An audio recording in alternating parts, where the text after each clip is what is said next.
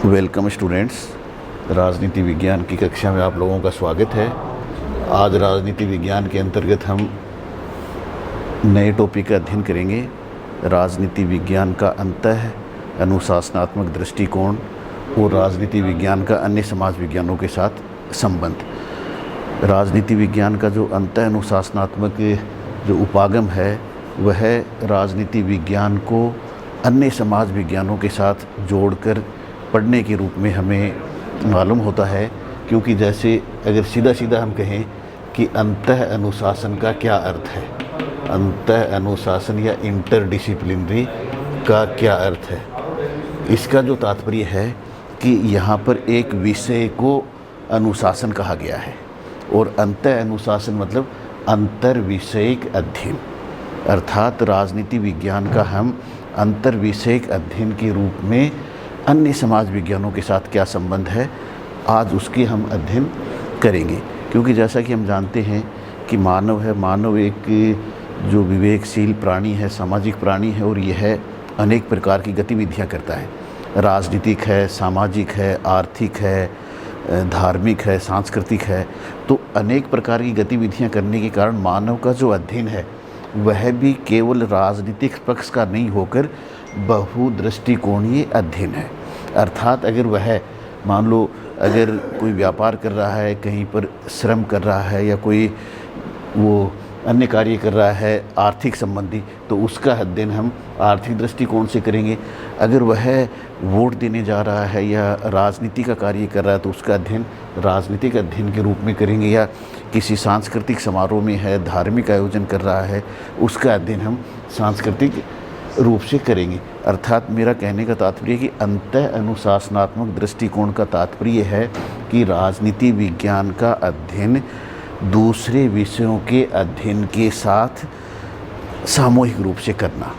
इसके अंतर्गत क्योंकि जब एक व्यक्ति का पूर्ण जो अध्ययन है उसके व्यवहार का संपूर्ण अध्ययन तभी संभव है जब हम उसकी विभिन्न गतिविधियां जो वह कर रहा है उसका भी साथ साथ अध्ययन करें।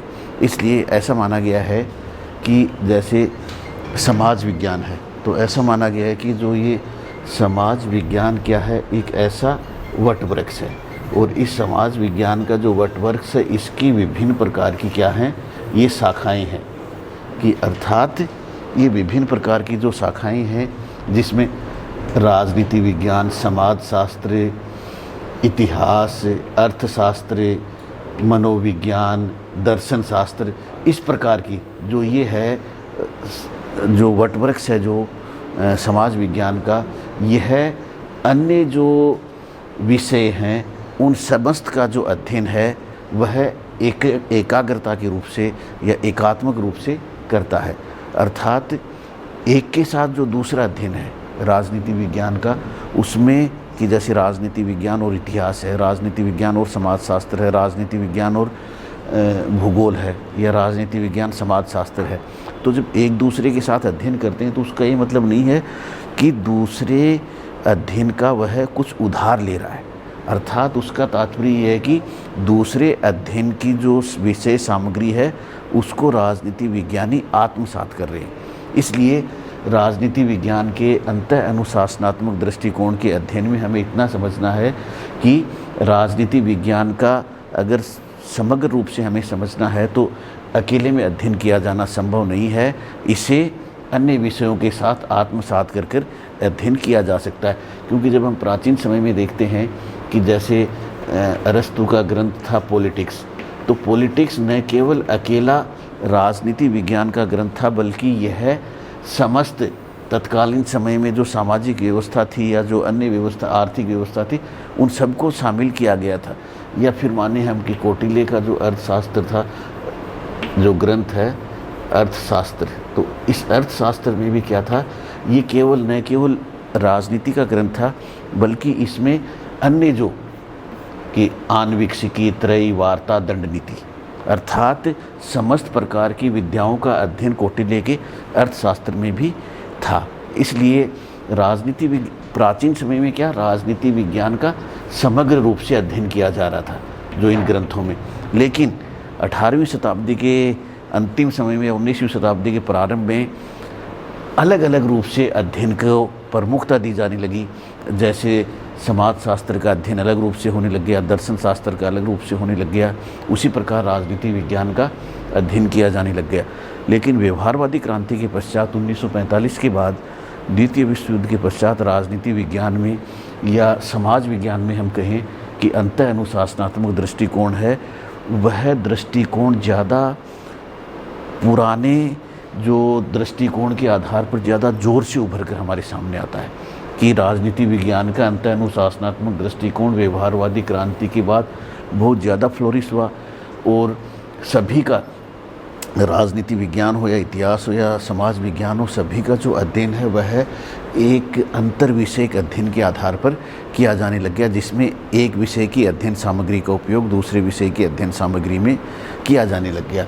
इसी के अंतर्गत जब हम इसकी बात करते हैं कि राजनीति विज्ञान और इतिहास का क्या संबंध है, तो राजनीति विज्ञान और इतिहास दोनों आपस में जुड़े हुए हैं। जैसे कि प्राचीन समय की राजनीति वर्तमान समय का इतिहास है या वर्तमान समय की राजनीति भविष्य का इतिहास है। अब जैसे सीले का कथन है इस संबंध में कि सीले ने कहा है कि इतिहास राजनीति की जड़ें हैं और राजनीति इतिहास के फल हैं। इसी प्रकार जो फ्रीमैन है, फ्रीमैन भी यही कह रहा है कि वर्तमान राजनीति भूतकालीन इतिहास है और भविष्य की जो वर्तमान राजनीति है वह है भविष्य के लिए भी इतिहास है। इसलिए फ्रीमैन है, सीले है, ये सभी लोग एक दूसरे के साथ जुड़ा हुआ मानते हैं। जैसे मैं आपको बार बार बता रहा हूँ कि जैसे राजनीति विज्ञान की व्हाट इज़ पॉलिटिक्स, तो ये कहाँ है इसका उद्भव? पोलिस अर्थात 2000 साल पहले, अर्थात इतिहास की हम बात कर रहे हैं। तो इसलिए राजनीति विज्ञान और इतिहास का संबंध इस रूप से एक दूसरे से जुड़ा हुआ है कि इतिहास को राजनीति विज्ञान अध्ययन की सामग्री उपलब्ध करवाता है। जो वर्तमान, जैसे कि हम उदाहरण लें कि भारत का स्वतंत्रता संग्राम है, वह वर्तमान समय के लिए इतिहास है। तत्कालीन समय की राजनीति, उसे हम आधुनिक भारत के इतिहास में पढ़ते हैं। इसलिए इतिहास जो है वह राजनीति विज्ञान है, वह इतिहास को अध्ययन सामग्री उपलब्ध करवाता है। इतिहास जो है वह भी राजनीति को बताता है कि भविष्य में उसे किस प्रकार से कार्य करना है, उसे मार्गदर्शन देता है। तो इस प्रकार राजनीति विज्ञान इतिहास जुड़े हुए हैं। वैसे ही समाज शास्त्र और राजनीति भी एक दूसरे के साथ जुड़े हुए हैं। जहाँ समाज शास्त्र एक बहुत वृहद स्वरूप है, वहीं पर जो राजनीति है वह समाज शास्त्र से एक छोटा, राज्य, सरकार, संस्थाओं, व्यक्ति समूह, इन सब का वह अध्ययन करता है। इसलिए समाज जो है वह राज्य, सरकार, संस्थाओं से आगे हटके आगे के भी अध्ययन वह प्रस्तुत करता है और राजनीति का अध्ययन वह संकीर्ण है। इस प्रकार से हम क्या देखते हैं कि इतिहास के साथ जुड़ा हुआ है, समाज शास्त्र के साथ जुड़ा हुआ है, नीति शास्त्र के साथ जुड़ा हुआ है, भूगोल के साथ जुड़ा हुआ है और इसी को आधार मानकर जो नए नए जो विषय हमारे सामने आ रहे हैं अध्ययन के लिए, नए नए विषय जिसके अंदर क्या माने हम कि जैसे पॉलिटिकल सोशलॉजी एक नया विषय हमारे सामने आ रहा है। क्या है ये? अंतः अनुशासनात्मक दृष्टिकोण का राजनीतिक समाजशास्त्र। दूसरा जैसे पॉलिटिकल इकोनॉमी है, ये एक विषय हमारे सामने आ रहा है कि राजनीतिक अर्थशास्त्र। तीसरा जैसे विषय है जियोपॉलिटिक्स हमारे सामने भू राजनीति, कि हम जो है जियोपॉलिटिक्स के द्वारा जो राजनीति का अध्ययन है वह भौगोलिक आधार पर भी कर सकते हैं। इसलिए हमें क्या ध्यान रखना है कि द्वितीय विश्व युद्ध के बाद, व्यवहारवादी क्रांति के बाद अंतर्विषयक अध्ययन पर बल दिया जाने लग गया है। अंतर्विषयक अध्ययन पर इसलिए बल दिया जाने लगा है क्योंकि जो हम अध्ययन कर रहे हैं वह अनुभववाद के आधार पर कर रहे हैं, वैज्ञानिकवाद के आधार पर अध्ययन कर रहे हैं। इसलिए सभी विषय एक दूसरे के साथ जुड़े हुए हैं। राजनीति विज्ञान जो है ये है जो इसका समग्र रूप से अगर अध्ययन करना है तो इतिहास, समाजशास्त्र, इकोनॉमी और भूगोल, इन सबको समझना होगा। इसलिए हमें जो परंपरागत राजनीति विज्ञान या तुलनात्मक राजनीति विज्ञान के जो हमारे टॉपिक हैं वे यहाँ तक अभी कवर होते हैं। नेक्स्ट क्लास से हम क्या करेंगे कि जो राजनीति विज्ञान के आधुनिक शब्दावली है उनका हम अध्ययन करेंगे, जैसे शक्ति, सत्ता, वैधता। तब तक ये आप लोगों को वो all the best, have a nice day.